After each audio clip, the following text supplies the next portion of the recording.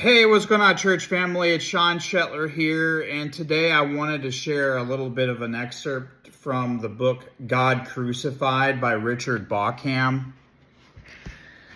And I'm also been reading Christology in the Making by James D.G. Dunn. And one of the things that I wanted to talk about and compare was that, and I think this was a few scholars that criticized Dunn, was that Dunn didn't really go into explaining about the Gospel of John as a way to explain an early or high Christology, in that those that worship Jesus, a lot of Bauckham believes that a lot of people worshipped and recognized Jesus' divine divinity from the very beginning. But Dunn does not. Actually, he thinks it was a slow progression around Easter. And so he doesn't, when he writes in his book, Christology in the Making, he doesn't agree with these other scholars. And so I want to talk about this part of the God Crucified where Bauckham is going into the Gospel of John and Isaiah 40 through 55. The humiliation and exaltation of Jesus, revealing the divine identity in three examples of the Christian reading of Isaiah 40 through 55. Briefly, to recapitulate the testimony of the three New Testament witnesses, we have studied to the effect of recognizing the crucified Jesus as belonging to the identity of God.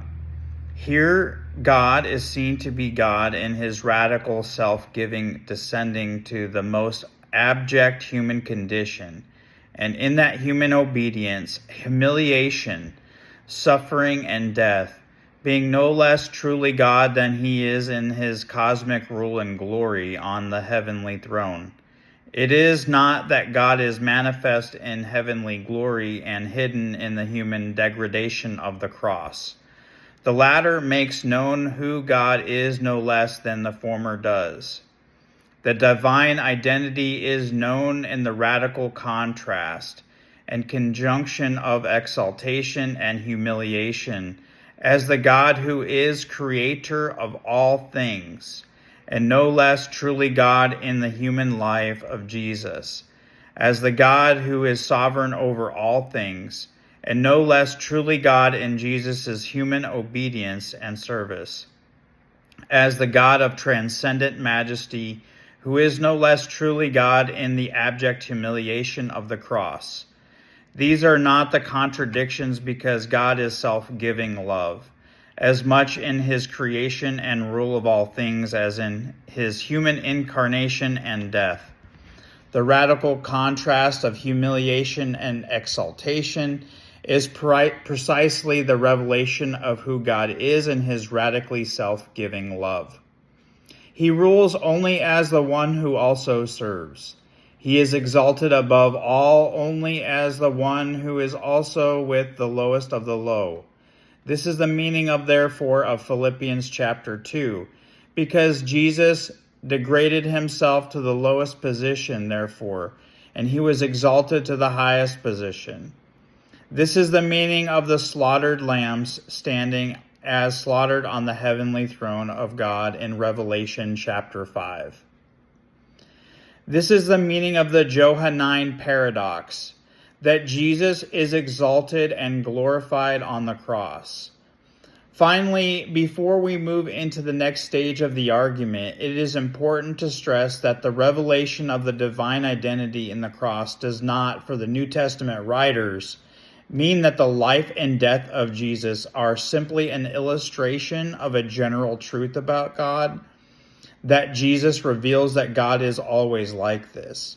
In some sense, as we shall shortly see, that we have known already to Israel, the story of Jesus is not a mere illustration of the divine identity. Jesus himself and his story are intrinsic to the divine identity. The history of Jesus and his humiliation and his exaltation is the unique act of God's self-giving in which he demonstrates his deity to the world by accomplishing salvation for the world. In the words of the Johannine prologue, through Jesus Christ, grace and truth happened. The divine self-giving occurred in full reality, and in this way the glory of the God whom no one has ever seen was revealed. John 1:14 through 18. In this act of self-giving, God is most truly himself and defines himself for the world. God crucified and the God of Israel, novelty and consistency. Now we turn to the stage of our argument in which we must relate this result to our starting point. In other words, to the identity of the God of Israel revealed in the Hebrew Scriptures. If Jesus reveals who God is, if God's identity is as God's crucified, how does this revelation relate to the identity of the God of Israel? Is this the same God? Is his identity in Jesus consistent with his identity in the Old Testament revelation?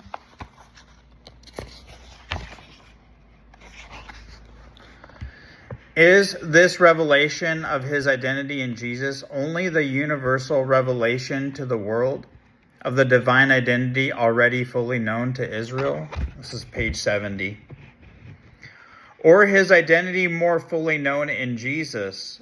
To answer such questions, we must revert to my initial account in chapter 1 of the way biblical and post-biblical Israel understood the identity of Israel's God. From that account, I isolated two of the key features of the divine identity and pursued the rest of my argument in the first two chapters. In terms of these two features, which were the creative and sovereign activity of God. The point of isolating these two features was that it was on God and as the creator of all things and God as a sovereign ruler of all things that Jewish understanding of the uniqueness of the one God focused. These are the two features of the divine identity which serve most clearly to distinguish God from all other reality and to identify God as the unique one, who alone relates to all other things as the creator and sovereign. These features therefore also serve to make unequivocally clear that the New Testament writers' inclusion of Jesus in the unique divine identity.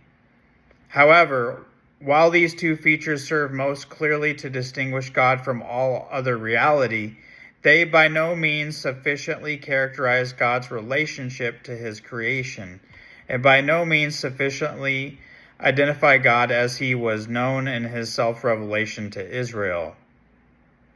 Israel had much else to say about the divine identity.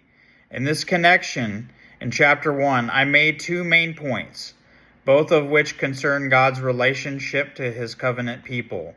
And first, God is identified by his acts in Israel's history, especially in the Exodus. And secondly, God is known from his character description given to Moses, merciful and gracious, slow to anger and abounding in steadfast love and faithfulness. Exodus 34:6. The acts of God in Israel's history and the character description of God together identify God as the one who acts graciously towards his people, and together they serve for Israel to define who God is. However, the God so identified was expected on the basis of this very identity to act again in the future in a way consistent with his already known identity. Thus, Deutero-Isaiah, in a way especially important for the early Christians, expects a new Exodus event on the model of the first, but far transcending the first Exodus.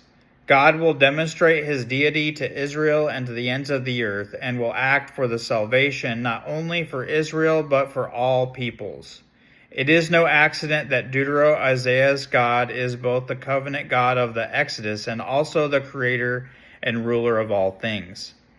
In this eschatological exodus, he will prove to be the God of all peoples, sovereign and Savior of all, in a way consistent with his identity as the gracious God of his people Israel.